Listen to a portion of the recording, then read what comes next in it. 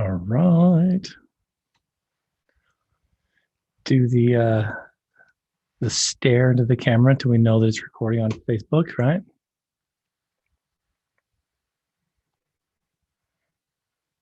See how it's going. Hope everyone's doing well today, staying cool. Holy cow, it is hot. Let's see. Okay. Takes forever. There we go. Drop that down and we will jump into it. Listeners, viewers, everybody in between, welcome to One with Coach Blu. It's good to have you all here today. I hope everyone's staying cool and enjoying the first official week of summer. It's good out there. I'm telling you, I'm enjoying it. I love the heat. I know lots of people beg to differ, but I can handle this all year round, to be honest with you. Nonetheless, welcome. It's good to have you here, Coach Blu. I am a mental health therapist, addiction specialist. Worked in the field for 20 plus years. Our athletic director, Marissa, who, again, I see this every week, but hopefully she'll be joining us. She's coming home from some swimming lessons that she does every morning with the girls to help teach young ones how to swim. It's good summertime activity. She'll be joining us momentarily. She is our athletic director and a recreational therapist. So we're so happy to have her on the squad here. And I guess she enjoys it. I should probably ask her how much she really enjoys all this stuff. Hey, I want to let you guys know about this coming Saturday, the 3rd of July. If you are in the Utah County area, we invite you to come hang out with Addict Athlete for the annual Addict Athlete fireworks display. Athlete Rob Rich puts on an amazing show. This year, it's going to be off the charts, which is kind of, I guess, maybe a little bit nerve-wracking because we are in a drought. And so who knows what that's going to look like. But we invite you to come out and hang out with the team. Festivities will begin, sometime mid-afternoon. And obviously, fireworks will be let off at dark, right there at the dusk. So that's the Art Dye Park in American Fork. We do it every year there. And Rob puts on an amazing show. He really sets this thing up, man. He gets these fast fuses and these slow burning fuses. And I'm sure one day we'll get him the equipment he needs to do like some music and synchronicity, right? Rob, I'm calling you out, brother. But this is something that he's invited Team Addict Athlete to for years. And it's gotten so big now that we've moved off of the cul-de-sac of fire into the Art Dye Park of Fire. Maybe we shouldn't call it that if it's a drought. We don't want to scare people away. But yeah, this Saturday, like I said, you guys can start gathering, bring some food to have for yourself, some food to share. I guess COVID's over, right? If you're vaccinated, if not, yeah, social distance yourself. I don't know. Do whatever you want. Good to have you there. Jump onto our website. We got lots of neat things coming up, you guys. Our Addict Athlete 5K in September is open for registration. You can jump on there now and register. And we would highly recommend you getting a team together. Maybe do some fundraising. Maybe do some participation in the proxy run. Who you're running for this year? We want to get the bibs out soon. Well, not out soon, but like get the counts so we know how many we're going to be ordering. So jump on there. It's going to be a great experience. It really does help Team Addict Athlete, not just for fundraising, but also to help get the message out there that your loved ones who may have passed away because of addiction or issues associated with, they're not to be forgotten. This is a perfect way to show tribute and to honor that person and to remember them and to run proxy for them by participating. And so it's a super emotional run, and I look forward to meeting you.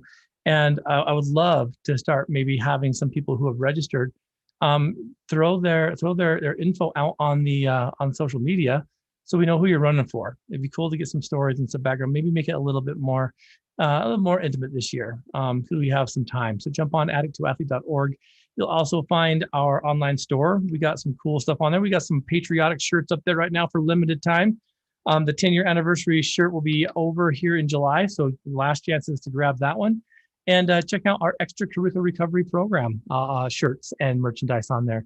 And speaking of which, Addict to Athlete on our website now has an official recovery program.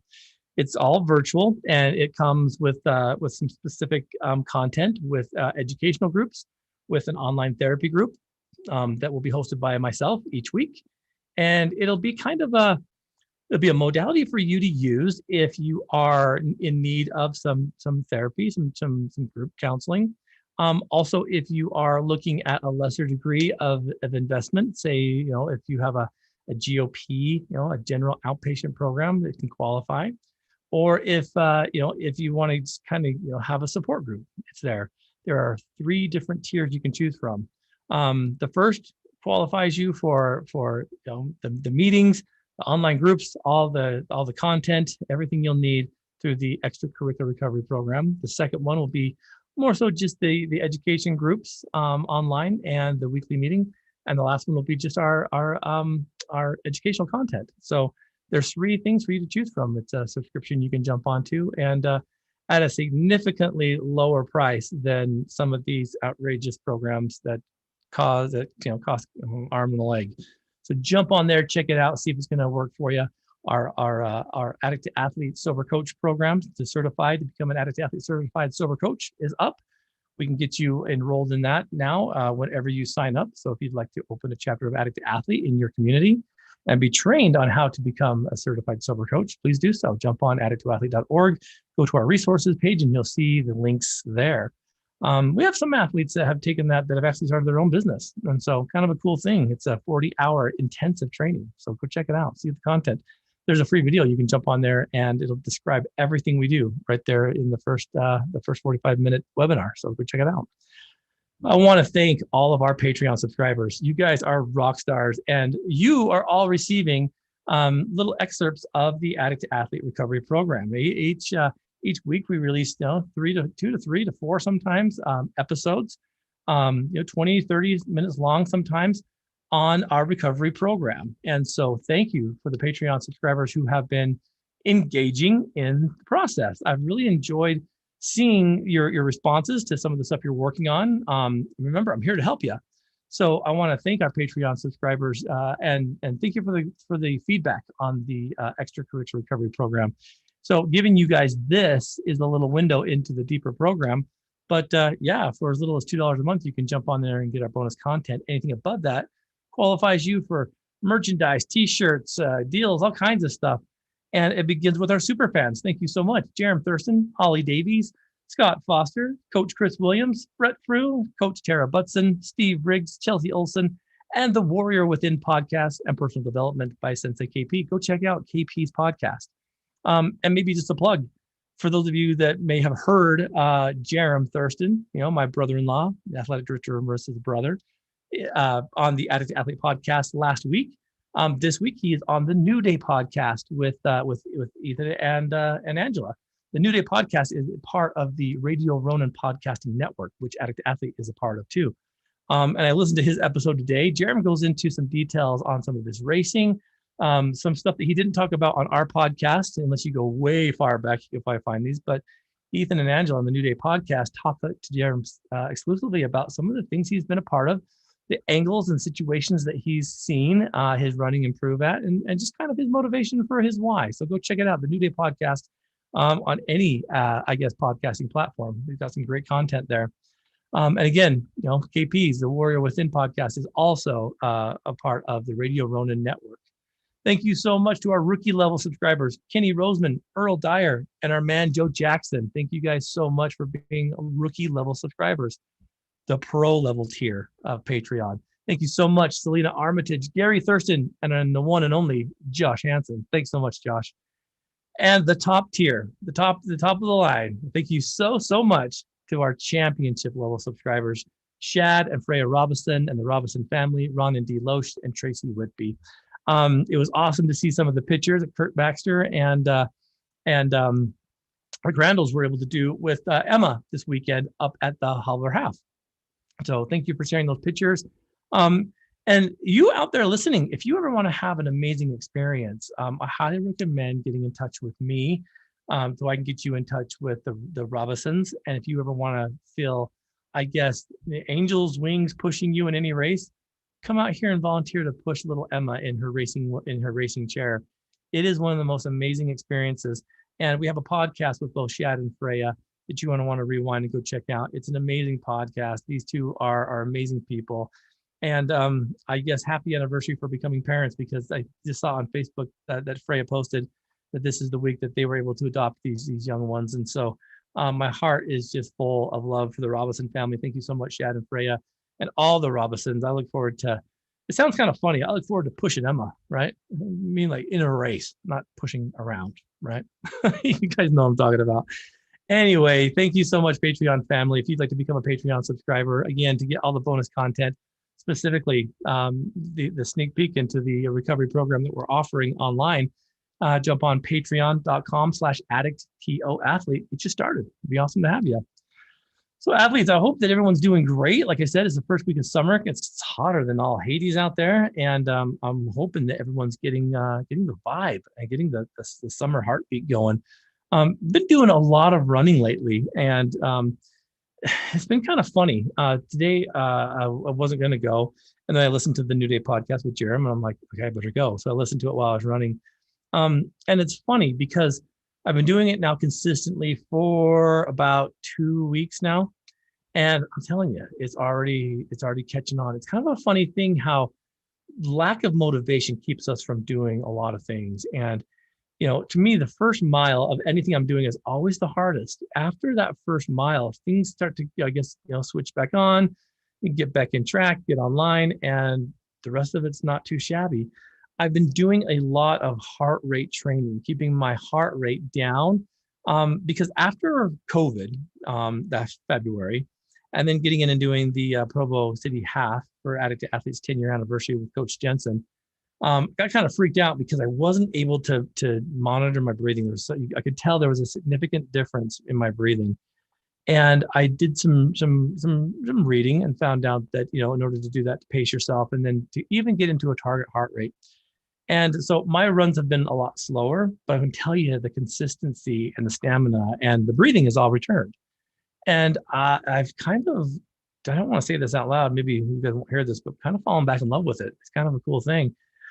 Earlier this year, you might have saw that, Josh Hansen and I have been doing a little bit of banter back and forth, and you're going to be seeing some more of that coming up soon because now that we've been kind of committing ourselves to training, we're planning on running a 100-mile ultra marathon next year. And a lot of the efforts that are going in right now are in preparations for that. And so, these goals that we set, these things that we do in order to, let's put it out there, to make life more interesting, to make it experience that much better. I saw a post the other day that said, you're running out of time. And, if you're looking for happiness in the same place that you lost it, you're going to waste your time until it's gone. And I think about that kind of stuff a lot lately, and not so much about like my death is imminent. I mean, all of us, none of us make it out of this life alive. But what I'm saying is how much time goes by with just kind of sitting and pondering instead of going out and doing.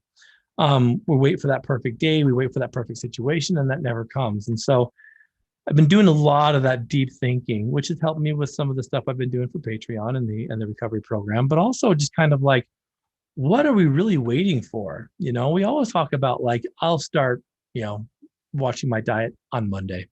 I'm going to start recovery on Monday. I'm going to stop smoking on Monday. That kind of mindset, I don't know if you've noticed, but Monday never comes. And so I've really been in that kind of, I guess, motivational mindset of like, just do it. The old Nike conversation, right? Just do it. Just go. Doesn't matter if you're fast or you're slow. And like I said, it's been kind of humbling because I didn't realize this. My Garmin is connected to Strava, and I didn't know this. And so like, it's kind of funny. I just noticed the other day that I have like a bazillion emails and thumbs up from people. And I'm like, man, look at that. They're almost probably thinking I'm like wicked slow because I'm running in my heart rate. But then you hit me, I'm like, who cares? Like, I'm not trying to press anybody. I'm out there trying to do my thing.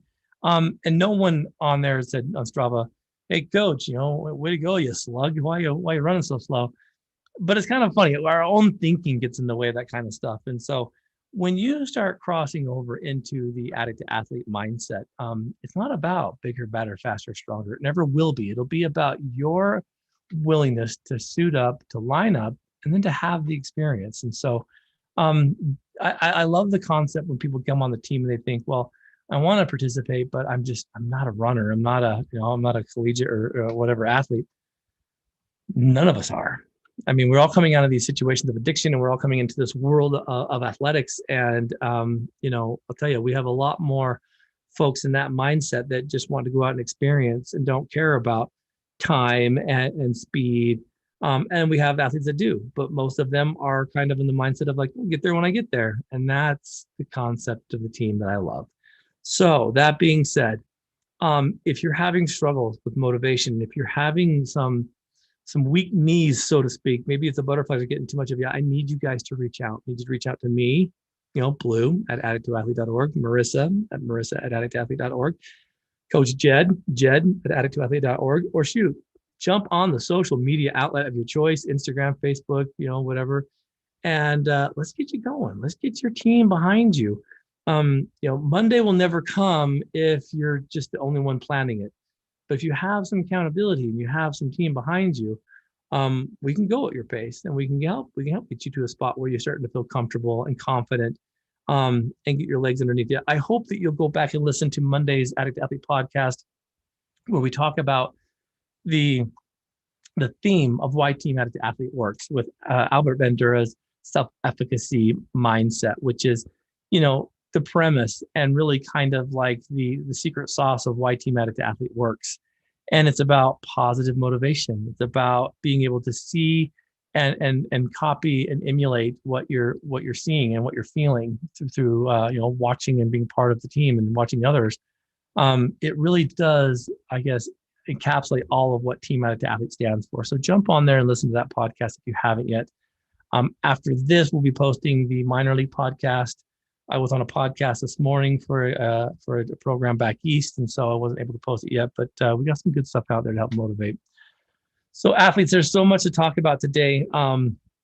We have a minor leaguer that has submitted a bunch of questions, and I thought it would be super helpful to focus on these questions today. And so some of you can jump on, and I would be more than happy if you wanted to jump on and ask your questions. You can submit them through the Facebook feed, the YouTube feed, or the Instagram, or no, sorry, not the Instagram feed, the LinkedIn feed. But I wouldn't mind if you want to just type your question. But there's several questions here that are presented through a minor leaguer who is looking at doing some stuff this summer for a course that she's been accepted into that's college based. And it's kind of a cool thing because it gets back into some of the more subtle things that sometimes we get so advanced, we kind of lose sight of. And so the thing we all want to make sure of is that our listener base is from people who have just found the podcast, who maybe are very early in recovery or maybe haven't made the commitment to be sober yet, all the way to years of sobriety in and of itself. And so when I read these questions, I was kind of like taken back that it had been so long since we've talked about some of the basics. And this being kind of a little bit more interactive, I'd love to get some of your thoughts on what you guys think of some of these things.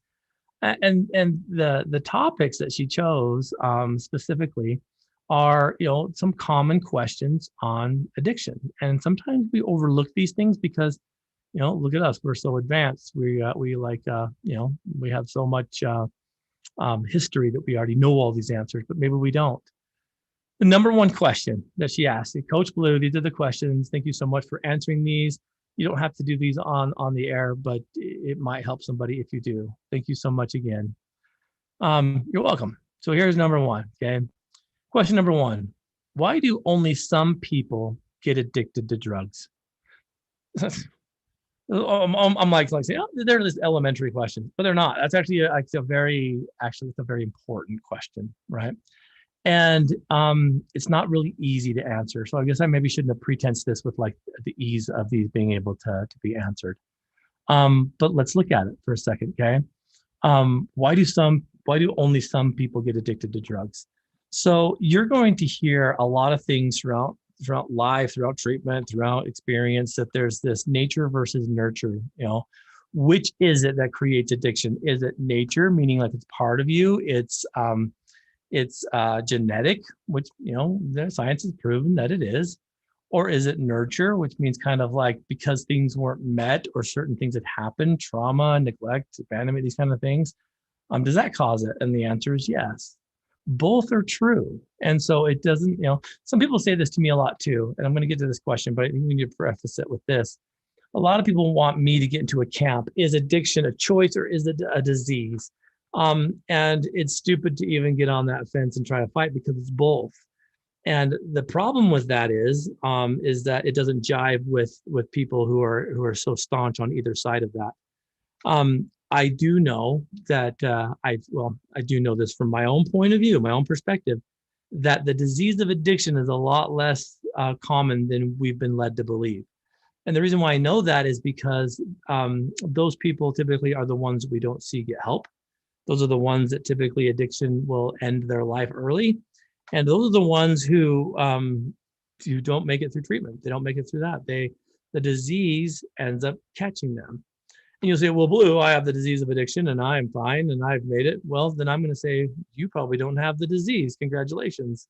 You've used it for a very specific purpose and for a very specific reason.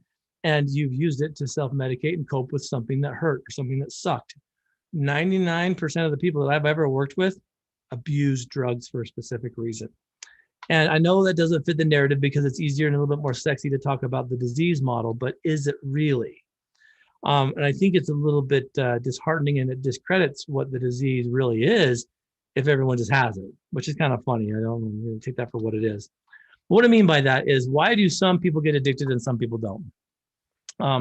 So addiction is kind of a funny thing.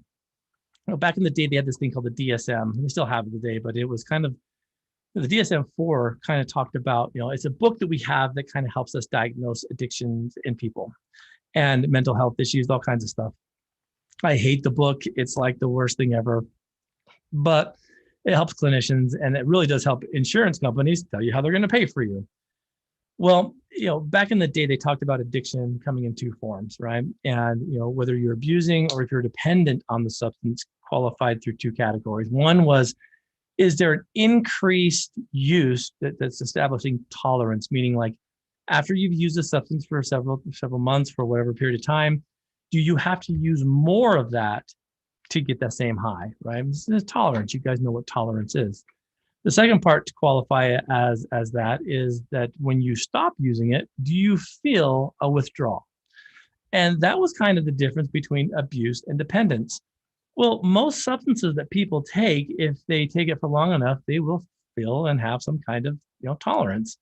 And most people that stop using will feel some kind of withdrawal. So that means the people that abuse the medications or the drugs or the substances kind of got overlooked because it all looked like it was dependence. And so sometimes we would overprescribe treatment because everything fell under that roof. Well, it's different now, but I still like the concept of it. And I think we can still use that old DSM-4 mindset in ways of looking at the difference between the disease versus the choice. And what I mean by choice is like you're choosing to use it because it fills the void of something that sucks, right? So I'm not saying that it's a choice all the time because yes, you can become addicted to it, but you're still abusing it to avoid something else. And so I look at under the umbrella of what if we went in and healed the reason why you felt like you needed it? What if we went in there and identified it? We labeled it, we understood it, we figured out where it came from, and then we excused it from our life. It's not easy. It's not the funnest thing, but it liberates you to the point where you don't have to carry around that emotional baggage anymore. And I think sometimes we get into those mindsets of like, I'm always going to be this way. Once an addict, always an addict. Not true. Not true at all. Because once, I do counseling and therapy very different. I don't care about how you feel, which is kind of funny. It sounds kind of mean, a therapist. I don't care how you feel. And I say that tongue in cheek, obviously, but I care more about why you think that. Now, what I've discovered, and this is just the world according to Blue, and I know sometimes I get working with professionals and they hate that, like, oh, the world according to Blue, what a stuck up guy. No, again, play on words, relax. What I mean by that is I understand addiction in the concept of something happened that hurt. On average, it takes about 2 years for you to find something to replace that feeling with. And so, parents, if you have kids that are struggling with addiction, it takes about on average 2 years for you to even realize that your kid has an addiction. So for 2 years, your kid flies under the radar without you even knowing it, which is kind of like, that's a long time. But you have to remember that none of this stuff happens overnight. These symptoms of drug use, isn't just one day, they're straight A students. The next day they come home and they've got like a glass pipe in their hands and they're they haven't showered in weeks and their teeth are falling out. It's not how it works, right? This stuff takes time. And so in the 12 steps, we talk about life becomes unmanageable, right? Life doesn't come unmanageable from one day to another. It goes slow. So when does life truly become unmanageable? When do you truly realize that there's a problem with your kids? Maybe they're pushing the rules a little bit, right? Well, typical teenager behavior, right? Typical teenager behavior. Maybe they're struggling in school, right? But that happens all the time. That's another typical issue. It's like, oh man, I don't know, teachers, doesn't teach it very well, or I just don't understand the subject. And maybe start hanging out with different set of friends, like, oh, so-and-so just never hangs out with me anymore, and all these things. And these are things that happen over time. It's not like day and night. And so as all these things start to happen, they start withdrawing themselves from family events. You still kind of play it off as they're a teenager, or, you start having, these arguments and fights over the most, minuscule rules and things. And you just start feeling there's something off. Maybe your communication has been lacking and you're just not feeling like the connection anymore. This stuff happens so slowly and over the progression of time that by the time you truly understand and know for sure, there's been some time, on average, sometimes more, sometimes less, 2 years. So that being said, right, when this stuff happens to us as kids and we have these things that happen that hurt, maybe it's trauma, maybe it's a divorce, maybe it's a move, maybe it's being bullied at school, maybe it's a sexual abuse or emotional abuse, physical abuse. The list is vast and it's forever. To each his own, right? When you boil down each one of those issues, it boils down to something hurt. I'm a firm believer that people use because things hurt. And then we find a substance and a situation and a group that make us feel better. And so I understand the people that get addicted to drugs, right? And some that don't. The people that do get addicted to drugs continue to use that substance to fill the gap of whatever pain they experience. And then it becomes kind of part of their way of being. It becomes part of the way they cope with life. That hurts, right? And so now put a pin in that for a second. The other side of that coin are people that can drink or can have fun, party, whatever, and then they're fine. They don't drink the whole bottle of wine at dinner. They don't come home and immediately hit the fridge to drink. They know their limits. I don't like using the word recreational, drug or drinker because I think that's stupid. It's kind of oxymoron. But they can handle their own, and they're very appropriate with it. That those people do exist.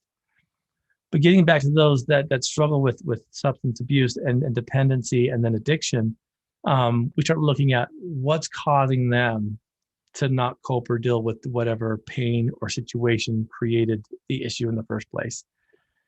Now, that means that if, say that there's been some trauma, maybe offered to you through relationships in the family system, maybe it's your mom, maybe it's your dad. The last thing people want to do is to reopen wounds and to go call mom or dad out and tell them what crappy things they did and what they put them through. Because mom and dad are going to have different perspectives and viewpoints as to why they raised you the way they did. Very, very, very rarely will you get a parent that will say, yeah, you know what? That kind of sucked. You're right. I'm sorry for that. I didn't even see it that way. What do you think I could have done better? How do you think we could do it? And I'm proud of you for sharing that with me. It's far between. But sometimes they're subtle. Sometimes they're very subtle. Sometimes it's just the way that life progresses. Sometimes it's out of one another's control. But what happens is that most people keep this stuff a secret. And that substance reinforces that secret. And I'm not saying that all substance use leads back to crappy parenting. Not at all. Not at all. Although parents and family systems have stewardship in your addiction, they're not the cause of it. It's the way that the trauma or the situation or the pain was responded to that creates most of this, in my own understanding. And so then comes along a therapist like me who says, hey, we're going to go and we're going to find out the core issue, the things that really hurt. I'm going to re-expose that wound. We're going to find out what it is. We're going to scrub it a little bit. We're going to identify it. It's going to hurt a little bit. We're going to put a new Band-Aid on it. We're going to send you home. And then tomorrow we're going to come back. We're going to take the Band-Aid off. We're going to scrub it again. And then we're going to wrap it up again. But the thing is the fear of the pain that's going to be created by talking about it or processing it becomes so overwhelming that most people just suppress it and try to hide it. And their life becomes a situation of substance use and of in and out of treatment, in and out of jail. And as a rule of thirds states very, very clearly, 1/3 will make it, 1/3 will be in and out of treatment and jail, and 1/3 will die.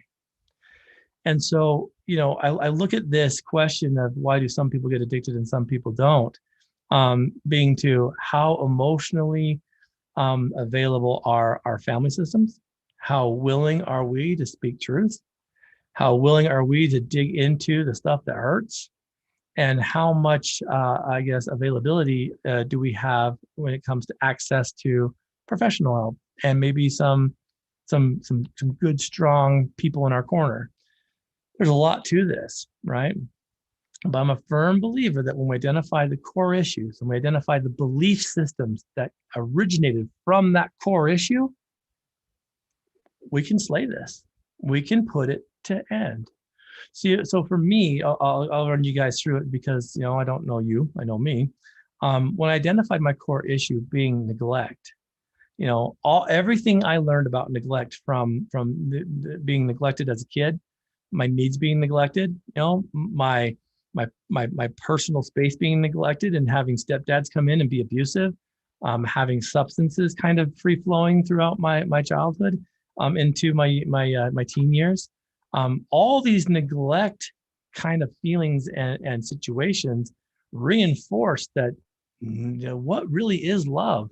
And that got me thinking, I started thinking like, man, I must not be able to produce, healthy relationships. I must be like the biggest joke, or I must not be worthy or worth anyone's investment. I think I'm going to be alone for the rest of my life. And those are my thoughts. All those thoughts created massive feelings: depression, sadness, guilt, remorse, fear, anxiety. And all those feelings were all suppressed once I found a substance that filled that gap. So it was actually my feelings associated with my thoughts because of that core issue that created the addiction. And it wasn't until I drilled down on the source of the issue that I was able to cope with it, understand it, get to know it more, and then remove it. So once I removed neglect and I figured out the who, what, where's, and whys of it, I got to change my thinking. And when I changed my thinking, my feelings changed. And when my feelings changed, I didn't need that substance anymore to substitute for my real understanding and feelings and emotions. I didn't need it anymore. But it started with a change of thought, you guys. And that's the hardest thing. What do you truly think about your core issue, your addiction, versus what do you feel about? Well, of course, we feel about addiction deeply. It's your feelings that we try to suppress through using, right? The drugs are a symptom of that's deeper. The drugs aren't the issue. We've proven that drugs aren't the issue. It's why you're using them and what you're avoiding while you're using them is the issue. And that usually stems from that core issue. And so, again, it's kind of interesting to wrap your head around. But what I've identified is that when I removed that, I couldn't use it as an excuse anymore because I was abusing that substance to hide from the reality that I'm neglected, which means that I must not be worth anything to anyone, which created feelings of sadness and depression and anxiety and fear and hopelessness. And all those substances I used, man, washed that right away until it didn't. So when we get to the core of it and we teach you how to not feel good, but how to like change your thinking and have a better outlook and have a more universal, approach to, slaying those core issues, you can heal from this stuff. So then why do we go to programs and talk to therapists and stuff that just want to know how you feel? Because it's easy. So if I can get you to feel good, then I can feel good about my treatment to you. I can feel good about everything we're doing. La-di-da, we're great. Send me the check in the mail. We'll see you next week. But what happens when those thoughts kick back in, right? The hardest thing you'll ever do is changing your thinking. It's one of the hardest things you'll ever do, to have a different look at a situation. It's one thing I love about EMDR therapy is it helps you process and see the other side of the issue. So why do some people, you know, get addicted and some don't? There are risk factors, exposure to drugs, exposure to trauma. 9 out of 10 people who have substance abuse issues started in their adolescence, and so there's primary caregiver issues, trauma, life events, academics, moving, adult supervision. So many aspects go into this that it's a hard question to answer. But when it comes down to it, it's most people, I would say, get addicted to drugs because whatever they're hiding from, whatever they're suppressing hurts so bad that they don't want to bother anyone else with it. This is the thing I think you need to understand too. And again, World According to Blue, I believe that people that struggle with addiction have hearts that are too big. And that sounds kind of funny because usually it's the other way around. People think that it's such a selfish thing and it's crime to the family system. But hear me out for a minute. And I noticed this a lot with patterns that I saw in the recovery process. Now, doing this for 20 plus years now, you see some patterns in this kind of stuff. And what I noticed is that people that use, they're not bad people. They feel deeply. They feel different. They carry pain differently. And this is a crazy thing because you think, oh yeah, well, they don't feel anything. Yeah, they do. They feel so much that it's too much for them to carry, too much for them to handle. And so when family systems, friends, everybody, when they have issues, they have problems and they have burdens, guess who they typically come to relieve and release their burdens to? The addict. And I know this in my own life, me being the youngest in my family, guess who got everyone's garbage? Me. Guess who took a lot of my friends' stuff on board? Me.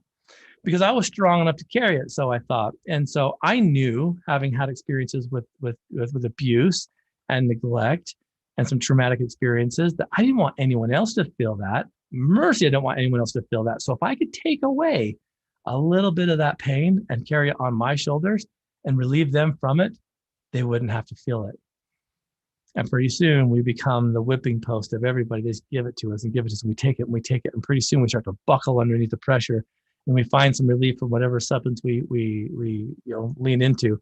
And that creates more issues. But yeah, it feels good because it's temporary lightens the burden, but then it creates more. And pretty soon we buckle and we fall and we spill everything. And everyone's like, look at you, you piece of pathetic crap.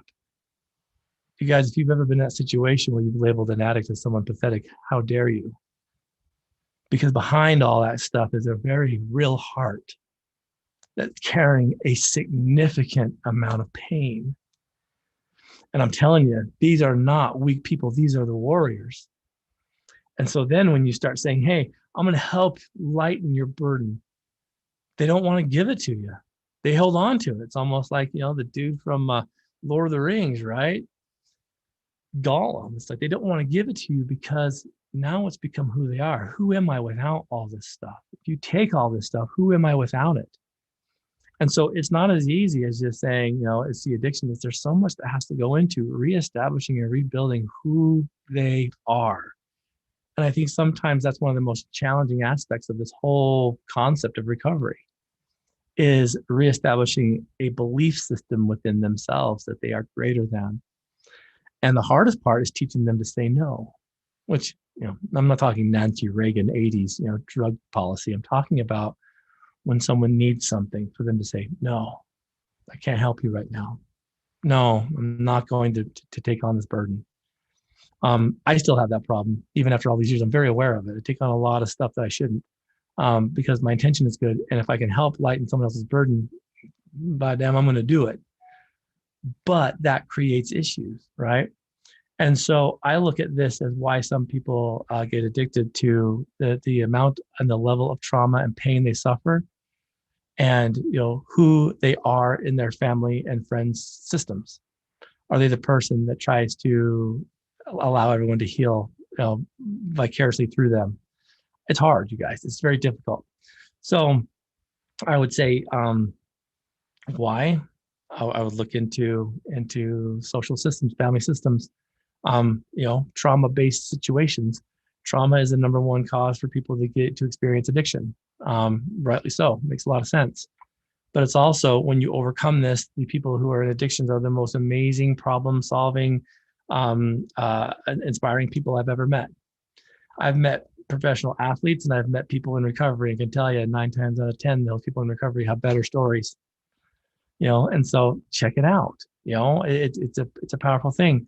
So, easy way to answer this question is, why do some people get addicted and some don't?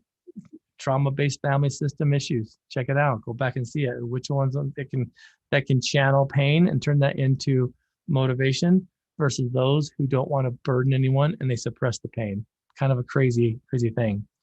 Man, that was a big question. I'm not gonna be able to get to all these. I get up on my soapbox. Question number two. Are all drugs addictive? What makes them addictive?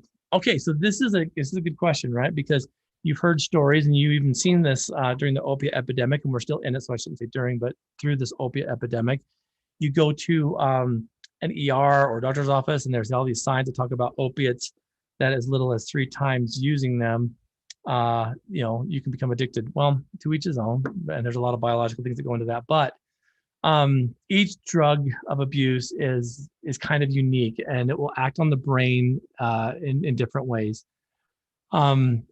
But there are drugs and some substances that kind of release dopamine, which is the chemical in the brain that kind of does with pleasure. So when a person uses a drug or a substance that makes them feel good, right? Their brain releases that dopamine and produces that feeling of being high. It's kind of like euphoria. It feels good. It feels like you don't care. It's like when, for instance, it's like this. It's like you're skiing, right? And you're going down the slope, and then you take a wacky turn, and pow, you hit a tree. Leg's broken. Let's say it's compound fracture, the bone sticking out. It's a horrible break. And then the awesome ski patrol slide over. They put you on there, and you're freaking out because it hurts like a mother. At first it doesn't hurt at all because it's kind of like shock. Shock, it releases all these painkillers and endorphins and things, and you go into shock and it takes it away. But then that doesn't last very long, and all of a sudden, wow, I got a broken leg and that starts to hurt. So they give you a shot of morphine or something, take the pain away. The shot goes in, it's an opiate, it releases all that dopamine, it feels great, and you don't even care if your leg's broken. It's like, take the whole thing off, doc. I don't care. Because your brain's sending the responders down there. It's going from your brain through the synaptic gap. It's traveling all the way down. It's checking with the leg. It's like, this is broken. Send the pain receptor back up. It goes back up and says, yep, it's broken. This hurts. And that's how it works. The opiate floods in there, plugs in them receptor gates so that the signal doesn't get through. So the signal goes down to check, and it's like, well, it should hurt, but I can't tell. It goes back up. It's like, I don't know. I can't tell. Like, this message isn't getting through. So really, substances kind of lie to you, right? And so even though your leg's still broken, that dopamine and all that, that opiate's been released, and it blocks the transmission. It doesn't care. The pain's gone, but it's temporary, right? Because as soon as that medication wears off, you're like, ooh, wait a minute. I just sent some signals down there, and it is still broken. It still hurts, and they give you some more, right? Well, that keeps happening, and as that keeps happening, you start feeling that euphoria, that dopamine. And you start feeling good, and your body starts reacting to the feeling good, not for the suppression of pain, but because of that feeling associated with it. And that's kind of how addiction takes over. Is we become so reliant on that feeling that we don't want to feel any of the pain. We don't want to feel anything. And so that's kind of why some drugs make you high, and we get typically like a desire to want to keep using them. Not just like emotionally, but physically too. Your body becomes dependent on it. It starts, when that pain comes back, it may be, when you broke your leg, it's a 10, it's a level 10. It's the worst thing you ever felt. You take the opiates and it goes down, and you'll still feel it. It doesn't like completely go away, but it's more like a 5, maybe like a 2 or 3. But then when it comes back, it's still a 10, but your brain's saying this hurts even worse now because you know what it feels like to not feel the pain. So now you're thinking it's a 15. Even though the scaling goes to 10. So your brain starts telling you this stuff hurts worse. So you're going to need more. And so, again, tolerance, all this stuff, right? So, when a person uses the drug, the brain releases that dopamine feeling. You start to feel high. And when they use that, constantly and keep using it repeatedly, the brain starts to adjust that dopamine and starts to, over time, kind of your body gets used to it and it demands more of it, right? And then, when the addiction starts, you start to crave that drug more. You start to lose interest in some of the more pleasurable things in life and only pursue that makes you happy instantly. And so, yeah, that's kind of the way it works. The user of the substances, start to lose the ability to reset the bad cravings and reset kind of like, like what makes joy and what makes happiness. And it makes it harder and harder for them to quit. So kind of in a nutshell, that's kind of what it's like. But different drugs have different effects on the body. And so, people say that, oh, THC marijuana is not physically addicting. Well, I hate to break your bubble, but I've talked to quite a few people who have had physical dependence on marijuana. And I know I'll get some emails and say, oh, baloney, horse crap. Well, I'm telling you what I've seen, and I'm not saying it's good or bad. It just is the way that I've been reported to. So I'm sure that anything can feel that way. I mean, all the way up to even if you want to cross over and start looking at natural ways of dopamine release and whatnot, look at running, right? You can be addicted to working out and running. That's why we promote balance. So, sometimes, I would say that any substance that creates any kind of euphoria is going to be addicting by nature. I mean, just as a rule of thumb, people told me up and down and left and right this new magical medication that was coming out just several years ago. It wasn't going to make anybody addicted, and so they started prescribing it for everything from anxiety to restless leg syndrome to depression, all these things, and doctors were prescribing 6 months at a time of it. And then my clients would come in, they'd be like, hey, my roommate stole all my medications. I'd say, hey, who cares? This medication is not going to get you high. And so they write another prescription of 6 months. And then 2 weeks later, they go, oh, would you believe it? It happened again. And the people I was working with at the time were like, hey, whoa, slow down. Let's look at this.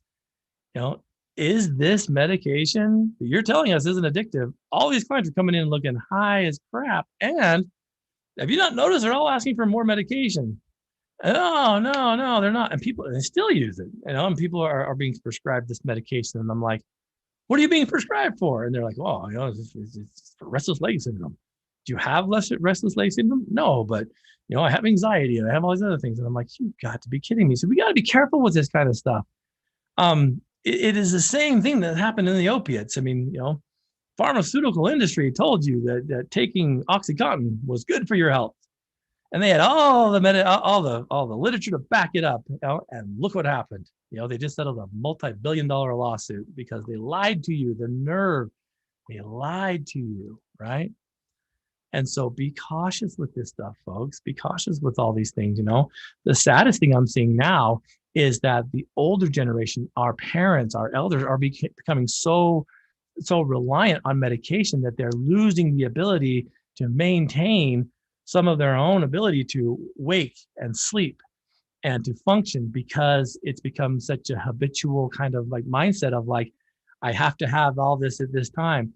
And so, I remember working years ago with a client who needed a stimulant to get up and a depressant to go to sleep and a pain medication because of the non-movement and all these things.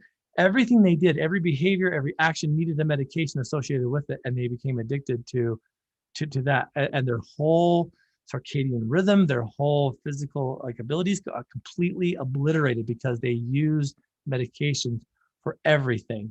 And I'm talking like, hey, sexual interactions, let's drop some erectile dysfunction medication. Okay, now I'm ready, and now I need that to go down, so let's pop some anxiety medication, some opiates, some benzos. You guys, we have to be careful with this, because the more we take, scary things like Ambien.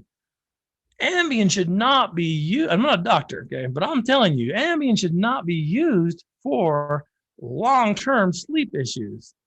It is only there to get you to a point where you can sleep and then get in to find out what's going on, get some tests going on, because long-term use of that, can cause significant issues. I've had many people that push through the sleep and they end up kind of waking up. Even if they don't push through it, they wake up, but they're like zombies. They're like on autopilot. They have no idea what's going on. Their bodies asleep, but their mind's awake. And oh my gosh, you guys, you've got to be careful with this. Too much of anything can make you an addict. And I need you to understand that too much of anything can make you an addict. And then the sad thing is the people that love said person, they have to sit back and just watch it happen, because we're not doctors, right? We can't swing in and be like, oh, so you're taking a little bit too much of this medication. Can you slow down? Because like, well, you're not my doctor, and they get all aggressive and upset. You gotta be so careful with this. And it's a super sensitive topic to discuss. And I know this, right? You get people that have had significant issues with substances, maybe even gotten in minor traffic accidents and whatnot.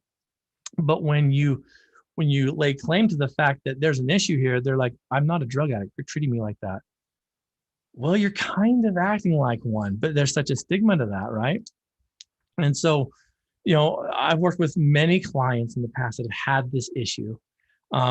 Specifically, I remember one time working years ago with a gentleman who had severe back issues, and part of his drug court treatment program was that you can't take these anymore.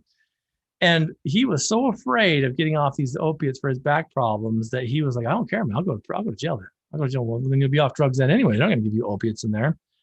Well, he did. He trusted the process. He got off of them, and lo and behold, the pain was gone. But in his mind, it was there. He thought he needed them because when he started taking them, it was very real, but it was never as bad as he had thought. He made it worse over time just by giving it too much power.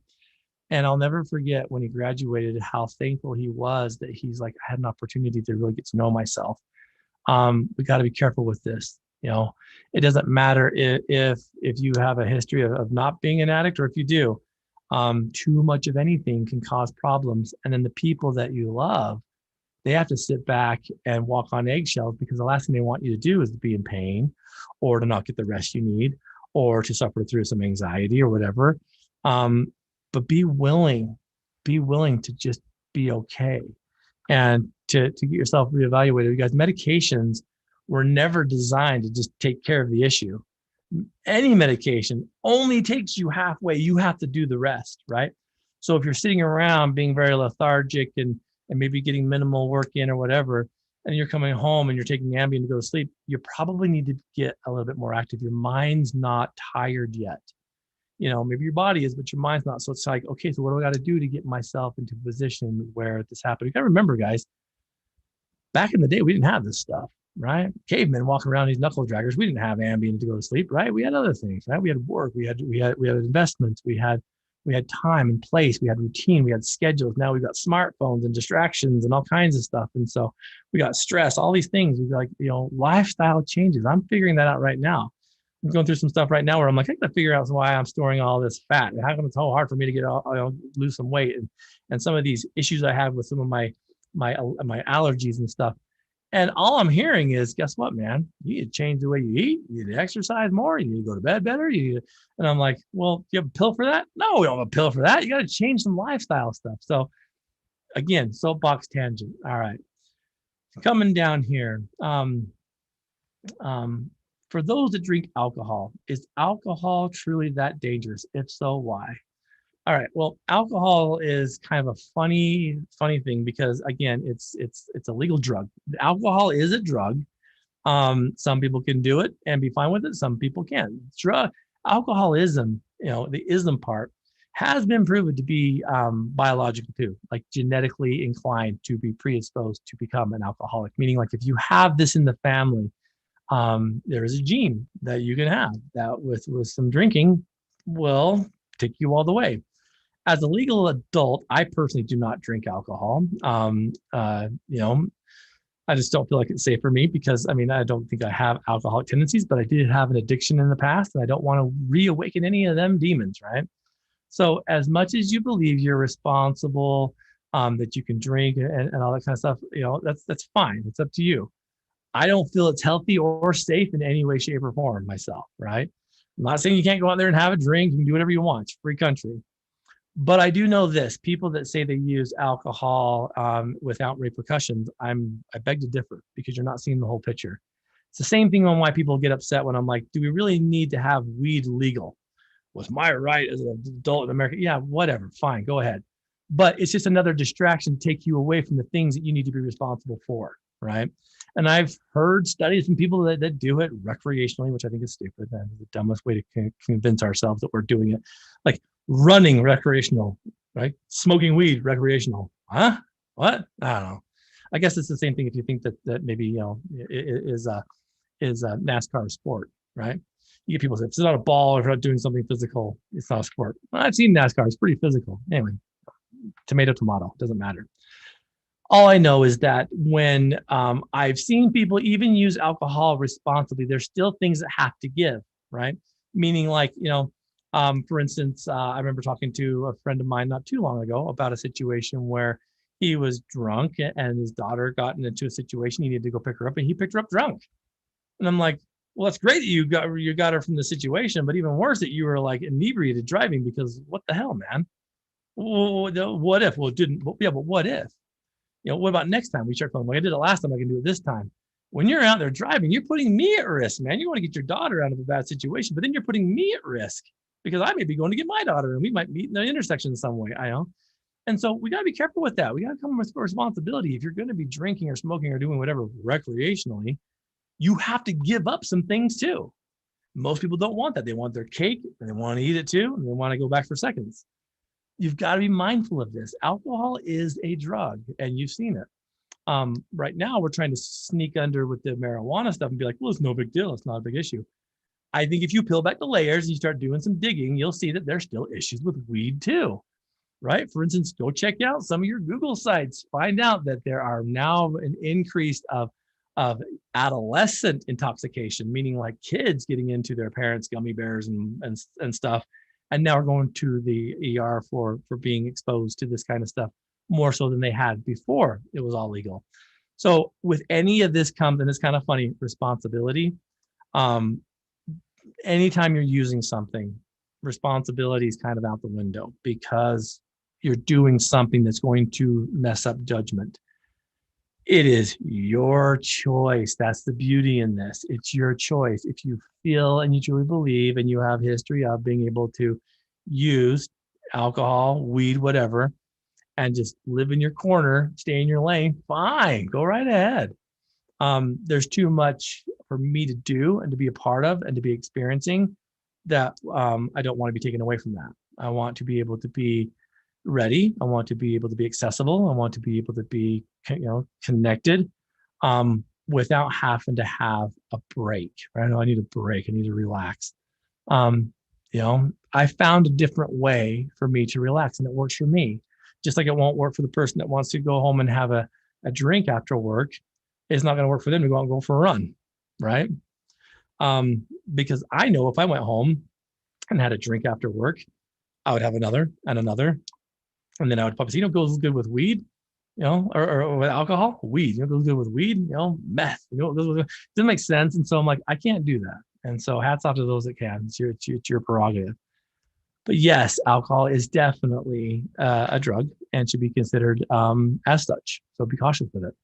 So there's a few more here. I will answer these off the air and send them to you. I think it's good sometimes when we get back to some of these basics. I had no idea I'd be going on such a tangent. Sorry if you guys are like, oh, Blue, you blow hard, knock it off. If that's the case, we'll see you for the next episode.